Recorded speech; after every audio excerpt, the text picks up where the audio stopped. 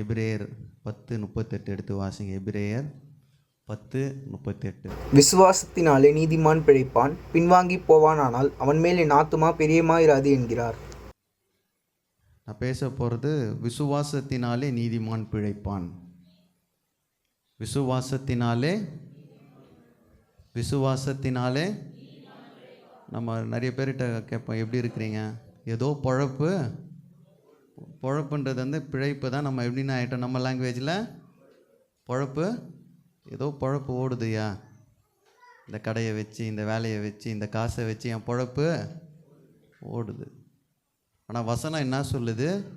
விசுவாசத்தினாலே நீதிமான் பிழைப்பான், பின்வாங்கி போவானானால் அவன் மேல் என் ஆத்துமா பிரியமாயிராது. அப்போ பின்வாங்கக்கூடாது, அவரோடு இருக்கணும். விசுவாசத்தினாலே நல்லா மெமரைஸ் பண்ணிங்க. விசுவாசத்தினாலே. அப்போ நமக்கு பிழைப்பு எதனால் வருது? விசுவாசத்தினாலே தான் நீதிமான் பிழைக்கப்படுவான். அல்லேலூயா. நம்ம வாழ்க்கையில் பிழைக்கணும்,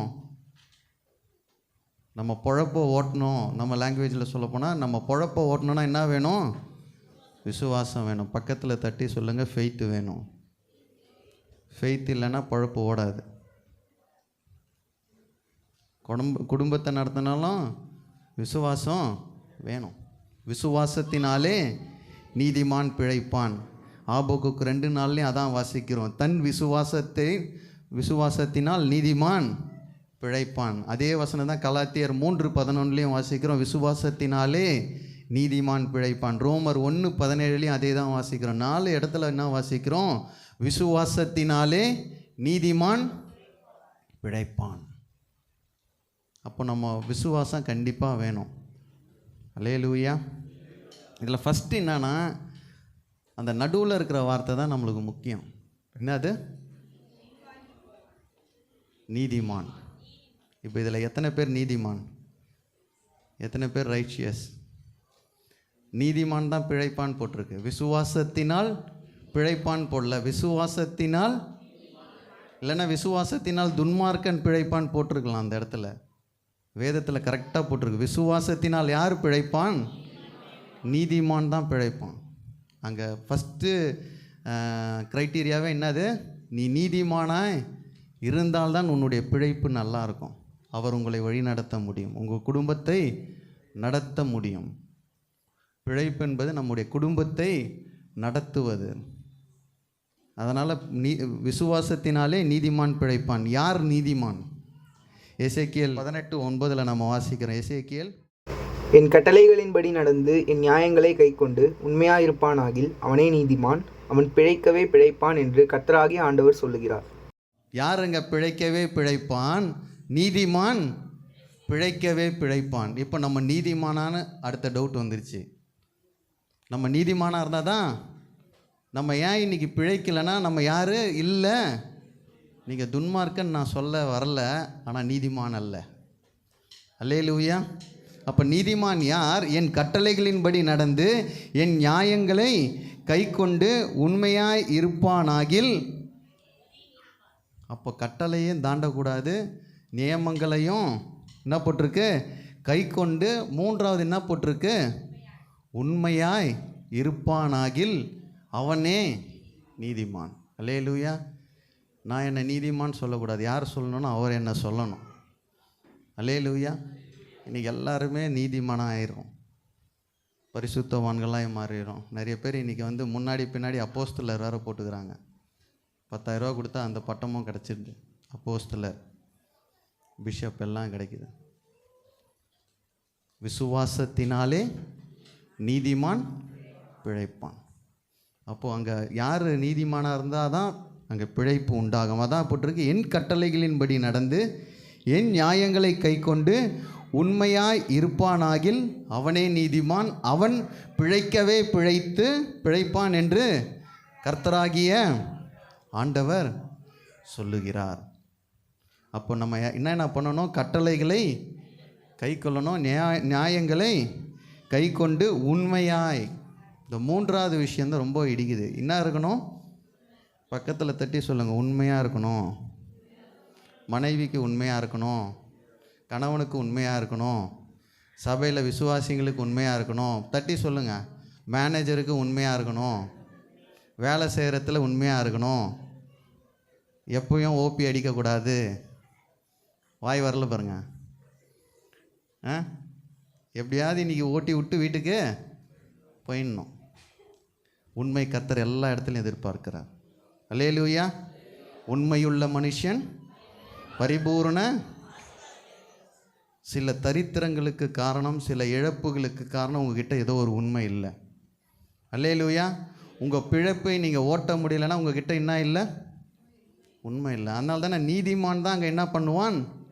பிழைப்பான். விசுவாசத்தினாலே நீதிமான் பிழைப்பான். நம்ம நீதிமான் பட்டமே கிடைக்கலன்னா அங்கே பிழைப்பு நமக்கு இருக்காது. அதுதான் போட்டிருக்கு, அவன் பிழைக்கவே பிழைப்பான் என்று கர்த்தராகிய ஆண்டவர் சொல்லுகிறார். அல்லேலூயா. இப்போ யார் நீதிமான்னா, என் கட்டளைகளின்படி நடந்து என் நியாயங்களை கை கொண்டு உண்மையாக இருப்பானாகில் அவனே நீதிமான். முடிந்த அளவுக்கு உண்மையாக இருக்க பாருங்கள். பக்கத்தில் தட்டி சொன்ன, முடிஞ்ச அளவுக்கு போய் பேசாத. யார் நீதிமான்களாக்கப்படுவார்கள்? ஒருவேளை துன்மார்க்கமாக இருக்கிறோம், யார் நீதிமான்களாக்கப்படுவார்கள்? ரோமர் 2:13 எடுத்து வாசிங்க. நியாயப்பிரமாணத்தை செய்கிறவர்கள். நியாயப்பிரமாணத்தை கேட்கிறவர்கள் தேவனுக்கு முன்பாக நீதிமான்கள் அல்ல, நியாயப்பிரமாணத்தின்படி செய்கிறவர்களே நீதிமான்கள் ஆக்கப்படுவார்கள்.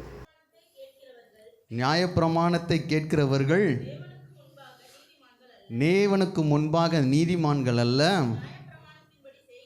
நியாயப்பிரமாணத்தின்படி செய்கிறவர்கள் நீதிமான்கள் ஆக்கப்படுவார்கள். அப்போ நியாயப்பிரமாணத்தின்படி செய்யணும். கேட்டுட்டு போகிறோம் செய்தியை, ஆனால் செய்யாதவங்க யார்? நீதிமான் அல்ல, செய்கிறவங்க மட்டும்தான். நியாயப்பிரமாணம்னா என்னதுன்னா, யோசுவா 1:5 வாசிக்கிறோம், இந்த நியாயப்பிரமாண புத்தகம் உன் வாயை விட்டு பிரியாதிருப்பதாக. இந்த நியாயப்பிரமாண புத்தகம், அப்போ எது நியாயப்பிரமாணம்? இந்த புத்தகத்தில் எழுதியிருக்கிறது எல்லாமே உன் வாயை விட்டு பிரியாதிருப்பதாக. இதில் எழுதியிருக்கிறவர்களின் படியெல்லாம் நீ செய்ய கவனமாக இருக்கும்படி இரவும் பகலும் தியானித்து கொண்டிருப்பாயாக. அப்பொழுது நீ உன் வழியை வாய்க்க பண்ணுவாய், அப்பொழுது புத்திமானாயும் நடந்து கொள்ளுவாய். அப்போ நம்ம ரோமர் 2:13 என்ன வாசித்தோம்? நியாயப்பிரமாணத்தை கேட்கிறவர்களாய் அல்ல, நியாயப்பிரமாணத்தின்படி செய்கிறவர்கள் நீதிமான்களாய் ஆக்கப்படுவார்கள். ஒருவேளை நம்ம நீதிமானாக இல்லை அப்படின்னா என்ன பண்ணணும்னா, இந்த வேதத்தை படி நடக்கணும், செய்யணும். அப்போ தான் யாராக மாற்றப்படுவோம்? நீதிமான்களாய் ஆக்கப்படுவோம். நியாயப்பிரமாண புத்தகம் வாயை விட்டு பிரியாதிருப்பான். நேற்று வாலிபர் கூட்டத்தில் பார்த்தீங்கன்னா 5-6 பேருக்கு படிக்கவே தெரில, கூட்டியும் படிக்கிறதுக்கு கஷ்டப்படுறாங்க. இந்த நியாயப்பிரமாண புத்தகம் தான் உங்களை வழி நடத்தும், அது உங்களை நீதிமானாய் மாற்றும். அல்லேலூயா. இந்த வேத வசனம் உங்களை வழி நடத்தும். அதனால் வேத வசனத்து மேலே தாகமாக இருங்க, நீதிமானாய் மாற்றப்படுவீர்கள். அல்லேலூயா. அதே தான் நீதிமான்களாய் மாற்றப்படுது. ரோமர் 3:30 வாசித்தீங்கன்னா, விருத்த சேதனம் உள்ளவர்களை விசுவாசத்தினாலும் விருத்த சேதனம் இல்லாதவர்களை விசுவாசத்தின் மூலமாயும் நீதிமான்களாக்குகிற தேவன் ஒருவரே. இப்போ நம்ம ஆண்களில் எல்லாரும் விருத்த சேதனம் பண்ணல. பழைய ஏற்பாட்டில் விருத்த சேதனம் பண்ணாங்க குழந்தை பிறந்த உடனே. இப்போ விருத்த சேதனம் பண்ணல, முஸ்லீம்ஸில் பண்ணுற மாதிரி. இப்போ விருத்த சேதனம் பண்ணாதவங்களாம் எப்படி நீதிமான்களாய் மாற்றப்படுகிறோம்னா, விசுவாசத்தின் மூலமாய் நீதிமான்களாய். முதல்ல என்ன பார்த்தோம்? நியாயப்பிரமாணத்தின் மூலமாய் நீதிமான்கள் ஆக்கப்பட்டோம். ரெண்டாவது, விசுவாசத்தின் மூலமாய் நம்ம நீதிமான்களாய் ஆக்கப்படுகிறோம். அல்லேலூயா. அப்போ ஃபெய்த் உங்ககிட்ட இருந்ததுனாவே நீங்கள் நீதிமானாய் மாற்றப்படுவீங்க. அல்லேலூயா. ஒரு வேளை படிப்பறிவே இல்லை, எனக்கு எழுத படிக்கவே தெரியாது, வேதத்தை பற்றியே தெரியாதுன்னா, உங்ககிட்ட ஃபெய்த் இருந்ததுன்னா கர்த்தர் என்ன பண்ணுறாரு? உங்களை நீதிமானாய் மாற்றுகிறார். அல்லேலூயா. அல்லேலூயா. இப்போ நீதிமான்னா வெறும் பைபிள் ஃபுல்லாக கரைச்சி குடித்தா மட்டும் இல்லை, முழு விசுவாசம் தேவன் மேலே இருந்தாவே நீதிமானாய் மாற்றப்படுகிறோம். அதனால தான் அந்த வசனம் சொல்லுது, விசுவாசத்தினாலே நீதிமான்களாய் மாற்றப்பட்டிருக்கிறோம். அல்லேலூயா. அல்லேலூயா. நீதிமொழிகள் 24:16 வாசிக்கிறோம், நீதிமான் 7 தரம் விழுந்தாலும் திரும்பவும் எழுந்து நிற்பான். அல்லேலூயா. அந்த நீதிமானுக்குரிய குவாலிட்டி பார்க்க போனால் நிறைய பேசலாம். இன்றைக்கி சபையில் இருக்கிறவங்க எல்லாரும் நீதிமானுன்னு சொல்ல முடியல. அல்லேலூயா. ராபோஜன் எடுக்கிற எல்லாரும் நீதிமான்னு சொல்ல முடியல. கர்த்தருக்கு மட்டும்தான் தெரியும் நீதிமானா துன்மார்க்கறான். அல்லேலூயா. இப்போ நீதிமான் யார்? அவருடைய கட்டளைகளின்படி நடந்து நியாயங்களை கை கொண்டு உண்மையாக இருக்கிறவன் நீதிமான். ஒருவேளை நீதிமானாய் ஆக்கப்படணும்னா நியாயப்பிரமாண புத்தகம் வாயை விட்டு பிரியாமல் இருந்தால் அவன் நீதிமானாய் மாற்றப்படுவான். அப்படி இல்லைன்னா விசுவாசத்தினாலே நீதிமான்களாய் ஆக்கப்படுகிறோம். அல்லேலூயா. அதனால தான் அந்த ஃபஸ்ட்டு எபிரேயர் 10:38 வாசித்தோம், விசுவாசத்தினாலே நீதிமான் பிழைப்பான். இப்போ நிறைய இடத்துல நமக்கு என்ன ஒரு டவுட்டுனா, என்னால் ஏன் பிழைக்க முடியல, இந்த இடத்துல என்னால் ஏன் சர்வே பண்ண முடியலன்னா அங்கே நம்ம நீதிமானாக இல்லை. அல்லேலூயா. அப்போது நீதிமானுக்கு தான் கர்த்தர் அங்கே பிழைப்பை உண்டு பண்ணுகிறார். அல்லேலூயா. அல்லேலூயா. இப்போ விசுவாசமும் வேண்டும். எபிரேயர் 1:11 நம்ம எல்லாருக்கும் தெரிந்த வசனம் என்னது? நம்பப்படுகிறதின் உறுதியும் காணப்படாதவைகளின் நிச்சயம்தான் என்னது? விசுவாசம். உண்மையாக சொல்லுங்கள், யாருன்னா ஏசப்பாவை பார்த்துருக்கீங்களா? இல்லை. ஆனால் நம்ம நம்புகிறோம். சிலுவையில் எனக்காக அடிக்கப்பட்டு உயிர்த்தெழுந்து இன்றைக்கும் எனக்கு நித்திய ஜீவனை அவரால் தர முடியும்னு ஒரு விசுவாசம் இருக்குது. நம்பப்படுகிறதின் உறுதியும் காணப்படாதவைகளின் நிச்சயம். அல்லேலூயா. ஏசப்பாவை நிறைய பேர் பார்த்ததா சொல்கிறாங்க. அவங்களுக்கு அந்த விசுவாசம் இருக்கட்டும். ஆனால் நான் இது வரைக்கும் முகமுகமாய் அவரை நான் பார்க்கலை. அல்லேலூயா. வார்த்தையின் மூலம் நான் பார்க்குறேன். அபிஷேகத்தின் மூலம் அவர் என்னோடு பேசுகிறார். மனிதர்கள் மூலமாக என்னோடு அவர் பேசுகிறார். அல்லேலூயா. அதனால் சோத்திரம். விசுவாசமானது நம்பப்படுகிறதின் உறுதியும் காணப்படாததின் நிச்சயமாக இருக்கிறது. அல்லேலூயா. அப்போ விசுவாசத்தினாலே நீதிமான் எதனால் பிழைப்பான்? பக்கத்தில் தட்டி சொல்லுங்கள், விசுவாசத்தினாலே நீ பிழைப்ப. அப்படியாவது அவங்கள நீதிமானாக மாற்றி விட்டுருங்க. அல்லேலூயா. விசுவாசத்தினாலே நீ பிழைப்பாய். நம்ம நீதிமானாய் மாற்றப்படணும். எத்தனை பேருக்கு அந்த ஆர்வம் உண்டு? நான் நீதிமானாக இருக்கணும். அல்லேலூயா. அவருடைய பார்வையில் நான் எவ்வளோ அயோக்கியனாக இருந்தாலும் சரி நீதிமானாய் மாற்றப்பட முடியும். அல்லேலூயா. ரோமர் 5:11 வாசிக்கிறோம். நான் நீதிமானாக இல்லைங்க, ஆனால் நான் விசுவாசத்தினால் மாற்றப்படுகிறேன். அல்லேலூயா. ரோமர் 5:11 வாசிக்கிறோம். இவ்விதமாய் நாம் விசுவாசத்தினாலே நீதிமான்களாக்கப்பட்டிருக்கிறபடியால் நம்முடைய கர்த்தராகிய இயேசு கிறிஸ்து மூலமாய் தேவனிடத்தில் சமாதானம் பெற்றிருக்கிறோம். ஒருவேளை நம்ம இப்போ சபையில் நீதிமானே இல்லைங்க, நான் பக்கா துன்மார்க்கேன் அப்படின்னு நம்ம நினச்சிட்டு இருந்தா, விசுவாசத்தினாலே கர்த்தர் எப்படி மாற்றுறாரு? நீதிமானாய் மாற்றுகிறார். அல்லேலூயா. விசுவாசத்தினாலே நீதிமானாய் மாற்றுகிறார். ரெண்டாவது யாக்கோபு 2:24 வாசிக்கிறோம். ஆதலால் மனுஷன் விசுவாசத்தினாலே மாத்திரமல்ல கிரியினாலேயும் நீதிமானாய் ஆக்கப்பட்டுகிறான். அதனால தான் அந்த வசனம் வரும், கிரியை இல்லாத விசுவாசம் செத்தது. அப்போது கிரியே இருக்கணும். விசுவாசத்தில் என்ன இருக்கணும்? கிரியை இருக்கணும். அதனால தான் யாக்கோபு 2:24 வாசிக்கிறோம். ஆதலால் மனுஷன் விசுவாசத்தினாலே மாத்திரமல்ல கிரியினாலும் நீதிமானாய் ஆக்கப்பட்டிருக்கிறான். அப்போ நீதிமானாக ஆக்கிறதுக்கு கர்த்தர் நிறைய வழியை வைத்திருக்கிறார். அப்படியும் நம்ம நீதிமான ஆக்கலைன்னா நம்ம பிழைக்க மாட்டோம். பக்கத்தில் திருப்பியும் தட்டி சொல்லுங்கள், நீதிமானாக இருந்தால் தான் பிழைக்க முடியும்.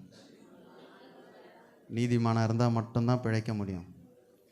திருப்பியும் ஒரு டவுட் வருது, அவன் துன்மார்க்கன் தானே, அவன் நல்லா தானே இருக்கிறான். அல்லேலூயா. இந்த பிழைப்பை பற்றி பேசுகிறது நித்திய ஜீவனை குறித்து, ஆசீர்வாதத்தை குறித்து அல்ல. அல்லேலூயா. நித்திய ஜீவனும் தேவ சமாதானத்தை குறித்த பிழைப்பு. அல்லேலூயா.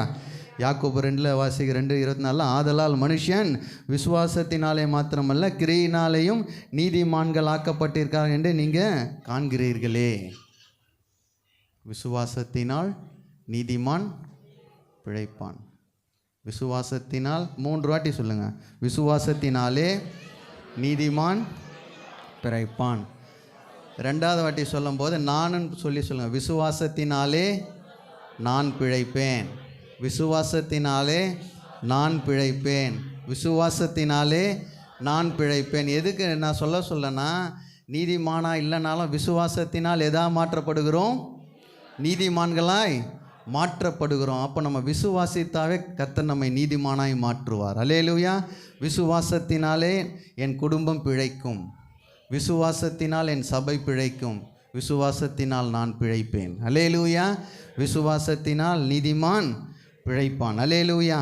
வேதத்தில் ஒருத்தர் நம்ம பார்ப்போம், விசுவாசத்தினாலே நீதிமானாய் பிழைத்தவன் யார்? ஆபிரகாம். அல்லேலூயா. அவர்கிட்ட நீதிமானாக இருந்தார், கர்த்தரை விசுவாசித்தார், அவர் பிழைத்தார். அல்லேலூயா. அவர் கொடுத்த வாக்குத்தத்தம் நிறைவேறியது. இன்னொரு கதாபாத்திரத்தை மட்டும் நான் ஒரு 10 நிமிஷத்தில் டக்குன்னு முடிச்சிடுறேன். லூக்கா 5 எடுத்து வாசித்து 1:5 எடுத்து வாசித்து பாருங்கள். லூக்கா 1:5. யூதேயா தேசத்தின் ராஜாவாகிய ஏரோதின் நாட்களில் அபியா என்னும் ஆசாரிய வகுப்பில் சகரியா என்னும் ஒரு பேர் கொண்ட ஆசாரியன் ஒருவன் இருந்தான். அவன் மனைவி ஆரோனுடைய குமாரத்திகளில் ஒருத்தி, அவள் பேர் எலிசபெத்து. அந்த வசனம் நம்ம படித்தோம். நீதிமான்கள்லாம் யார்? கற்பனைகள் படியும் நியமங்கள் படியும் உண்மையாக இருக்கிறவன் நீதிமான். நம்ம எசேக்கியேலில் வாசித்தோம். அதுதான் இவங்க யார்? இவர்கள் இருவரும் கர்த்தரிட்ட கற்பனைகள் படியையும் நியமங்கள் படியும் குற்றமற்றவர்களாய் நடந்து தேவனுக்கு முன்பாக நீதி உள்ளவர்களாய். அப்போ இவங்க 2 பேர் யார்? நீதிமான். அல்லேலூயா. அப்போ ஆபிரகாம் மாதிரி இவங்களும் எப்படி இருந்திருக்கணும்? விசுவாசத்தினால் நீதிமான் பிழைப்பான்ற வாக்குத்தத்தம் இங்கே நிறைவேறி இருக்கணும். இவர் போய் உள்ள தூபம் காட்டுறாரு பரிசுத்த ஸ்தலத்தில். அப்போ யார் கூட வந்து நிற்கிறா? தூதர் என்ன சொல்கிறாரு? உன் வேண்டுதல் கேட்கப்பட்டது. சங்கீதம் 34:15 எடுத்து வாசித்து பாருங்க. சங்கீதம் 34:15. கர்த்தருடைய கண்கள் நீதிமான்கள் மேல் நோக்கமாக இருக்கிறது, அவருடைய செவிகள் அவர்கள் கூப்பிடுதலுக்கு திறந்திருக்கிறது. கர்த்தருடைய கண்கள் நீதிமான்கள் மேல் நோக்கமாக இருக்கிறது, அவருடைய செவிகள் அவருடைய கூப்பிடுதலுக்கு திறந்திருக்கிறது. இவன் யாருங்க? சகரியா நீதிமான், எலிசபெத் யாரு? நீதிமான். அதனால தான் சங்கீதக்காரன்னா சொல்ல, கர்த்தருடைய கண்கள் நீதிமான்கள் மேல் நோக்கமாக இருக்கிறது, அவருடைய கூப்பிடுதலுக்கு அவர் செவியை திறக்கிறார். 1 பேதுரு 3:12 எடுத்து வாசித்தீங்கனாலும் அதான் இருக்கும். நீதிமான்கள் கூப்பிடும்பொழுது கர்த்தர் அந்த இடத்துல வந்து நிற்பார், அவங்க செவியை சாய்ப்பார். அல்லேலூயா. இப்போ இவர் போய் தூபம் காட்டுறாரு. ஜபத்தோடு தூபம் காட்டும் போது தூதர் வந்து என்ன சொல்கிறார்? உன் வேண்டுதல் கேட்கப்பட்டது. இன்றைக்கி நம்ம நிறைய பேர் வேண்டிக்கினே இருக்கிறோம். ஏன் வேண்டுதல் கேட்கலன்னா அங்கே நீதிமானாய் நம்ம இல்லை. உண்மையா இல்லையா? நம்முடைய வேண்டுதல் நிறைய நேரத்தில் கேட்கலன்னா நம்ம நீதிமானாய் அவருடைய சமூகத்தில் இல்லை. துன்மார்க்கமத்தோடு அவர் சொன்ன கற்பனைகளையும் நியமங்களையும் கை கொள்ளாமல் உண்மையற்றவர்களாய் அவருடைய சமூகத்தில் இருக்கும்பொழுது அங்கே வேண்டுதல் நிறைவேறாது. இந்த யோவான் என்னங்க பண்ணார்? வளர்ந்த பிறகு யாருக்கு கொடுத்தா? அப்போ அங்கே போட்ட வார்த்தை என்னது? அவன் பெரியவனாய் இருப்பான். தேவனுடைய சந்நிதியில் மலடிக்கு அவங்க வீட்டுக்காருக்கு என்ன வார்த்தை வருது? உன் வேண்டுதல் கேட்கப்பட்டது. எந்த ரீசன்னாலனா அவன் நீதிமான். எலிசபெத் யார்? நீதிமான். அதனால் என்னென்னா வேண்டுதல் கேட்கப்படுது. தூதர் எல்லாவற்றையும் சொல்கிறார். யோவான் பேர் வைக்கணும். அந்த பேர் வைக்க பையன் வந்து தேவனுக்கு முன்பாக பெரியவனாக இருப்பான். 18 வாசிங்க. அப்பொழுது சகரியா, இங்கே தான் பிரச்சனை ஸ்டார்ட் ஆகுது. தேவதூதனை நோக்கி, இதை நான் எதினால் அறிவேன். நம்ம எபிரேயரில் என்ன வாசித்தோம்? 10:38 விசுவாசத்தினாலே நீதிமான். சகரியா நீதிமான் தான், ஆனால் அவனுக்கு இன்னும் இல்லைங்க விசுவாசம். தூதன் வந்து சொல்கிறாரு, ரிசல்ட்டை சொல்லிட்டு போகிறாரு. ஆனால் இவன் என்ன கேட்குறான்? இதை நான் இதனால். நம்முடைய ஜபத்தில் இங்கே பாருங்கள், நம்முடைய ஜபத்தில் இன்றைக்கி சில டிலேலாம் ஆகுதுன்னா கர்த்தர் சொன்னதை முழுமையாக நம்பணும். அல்லேலூயா. அதில் செகண்ட் தாட்டே இருக்கக்கூடாது. செகண்ட் ஒப்பீனியன் நம்ம எல்லா விஷயத்துலையும் கேட்போம். ஒரு டாக்டர்கிட்ட பார்த்துட்டு வந்த உடனே இன்னொரு டாக்டர் நல்ல டாக்டராக பார்த்து அவன் எவ்வளோ காசு வாங்குவான்னு போய் கேட்போம். இன்னொரு இடத்துல கேட்போமா இல்லையா? நமக்கு வாழ்க்கை முழுவதும் சந்தேகம் தான். பக்கத்தில் தட்டி சொன்னீங்க, எதிலையுமே சந்தேகப்படாத, ஆண்டவர் சொன்னால் நடக்கும். அல்லேலூயா. நமக்கு எந்த விஷயத்துலையும் நம்பிக்கையே வாழ்க்கையில் வரும்? வரவே வராது. அப்போ தான் இந்த சிஸ்டர்கிட்ட ஒன்று பேசுவோம், திருப்பியும் டவுட்டுக்கு சொல்லுங்கள், இன்னொருக்கிட்ட கேட்போம், இப்படியா சிஸ்டர், திருப்பியும் இன்னொரு சிஸ்டர்கிட்ட கேட்போம், கடைசி வரைக்கும் காரியம் நடக்காது. ஆனால் கர்த்தர் சொன்னது தான். அல்லேலூயா. தூதரை அனுப்பி சொன்னார், சகரியாவே உனக்கு ஒரு ஆண் குழந்தை பிறக்கும், அதுக்கு யோவான் பெயரிடு, அவன் கர்த்தருடைய சந்நிதியில் பெரியவனாய் இருப்பான். எங்கே வந்து சொல்கிறாங்கன்னா, பரிசுத்த ஸ்தலத்தில் தூபம் காட்டும் போது வந்து சொல்கிறாரு. ஆனால் சகரியா கேட்குறான், இதை நான் எப்படி நம்புவேன்? நம்முடைய வாழ்க்கையில் சில நேரத்தில் கர்த்தர் இதை செய்து முடிப்பார்னு ஒரு வாக்கு தத்துவம் வரும், நமக்கு ஒரு டவுட் இருந்துகினே இருக்குது, கர்த்தர் இதை செய்வாரா? இல்லை. விசுவாசியாத படியினால் இவைகளை சம்பவிக்கும் நாள் மட்டும் நீ பேசக்கூடாமல் ஊமையாயிருப்பாய். அவன் யாருங்க? அவன் யாரு? நீதிமான், ஆசாரியன், நீதிமான். அவன் தான் ப்ரீச்சர், கரெக்டுங்களா? பாஸ்டர் அவன் தானே மெய்ப்பர். அவன் நீதிமான். ஆனால் அவனுக்குள்ளே என்ன இல்லை? பக்கத்தில் சொல்லிங்க, விசுவாசத்தோடு ஜெபம் பண்ண. இப்போ தூதர் என்ன சொல்லிட்டான், என்னை நீ நம்பலல்ல, இது நடக்கிற வரைக்கும் நீ எப்படி இருப்ப? உண்மையாக இருப்ப. இன்றைக்கும் நம்ம நிறைய விஷயத்துக்கு ஜெபம் பண்ணிட்டோம், நிறைய இடத்துல தலை குனிஞ்சு அடி வாங்கிறதுக்கு காரணம்னா விசுவாச குறைவு. தூதர் என்னத்தை எதிர்பார்க்கிறாரு? நான் சொன்னதை நீ விசுவாசிக்கல, குழந்தை பிறக்கிற வரைக்கும் எப்படி இருப்ப? உண்மையாக இருப்ப. என்ஜாயே பண்ண முடியாது. நிறைய விஷயங்களில் நம்ம அப்படி தான் இருக்கிறோம். ஜெபம் பண்ணுறோம், விசுவாசம் இல்லாமல் ஜெபம் பண்ணுறோம். கர்த்தர் அதனால தான் அந்த டெலிவர் பண்ணுற வரைக்கும் நம்முடைய வாழ்க்கையில் ஒரு ஊமையான சிச்சுவேஷனை நம்மளை வைத்திருக்கிறார். பேச முடியாத நாட்கள் நம்முடைய வாழ்க்கையில் நிறைய இருக்கா இல்லையா? நிறைய காரியங்களை நம்ம சைலண்ட்டாக இருக்க வேண்டிய காலங்களில் கர்த்தர் போட்டுடுறார். விசுவாசத்தினாலே நீதிமான். அல்லேலூயா.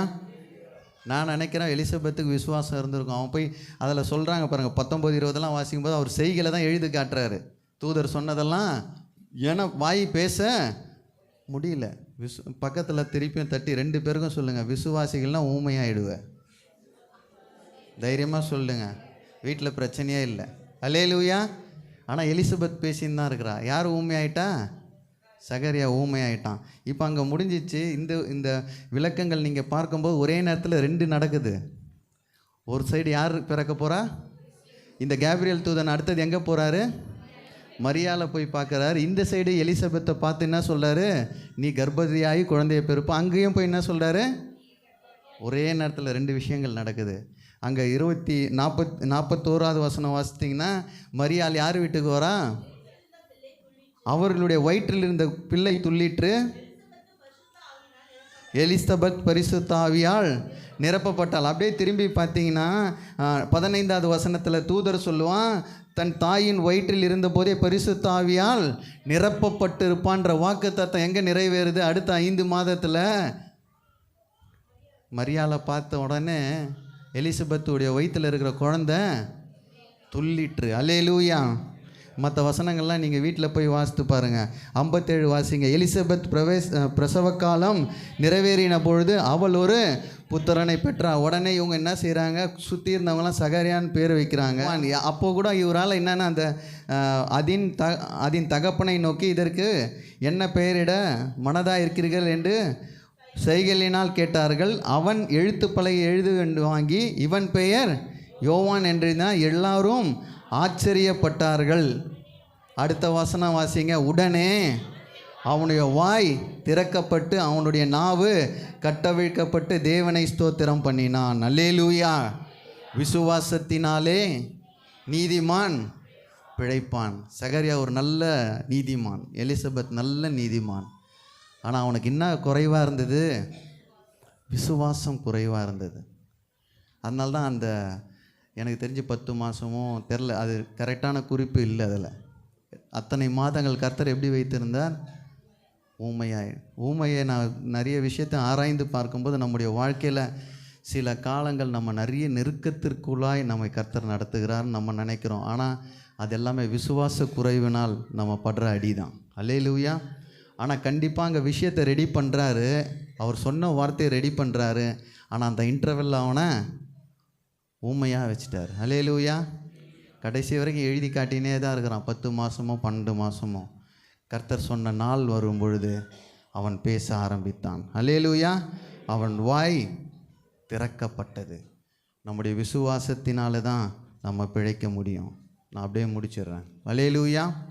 விசுவாசத்தினால் நீதிமான் பிழைப்பான். ஒருவேளை நம்ம நீதிமானாக இல்லைனாலும் கர்த்தர்கிட்ட இன்றைக்கு சொல்லுவோம், நான் உன்னை விசுவாசிக்கிறேன்ப்பா. அல்லேலூயா. நம்முடைய விசுவாசத்தை அவர் பரிசோதித்து சோதித்து பார்க்கிற தேவன். அல்லேலூயா.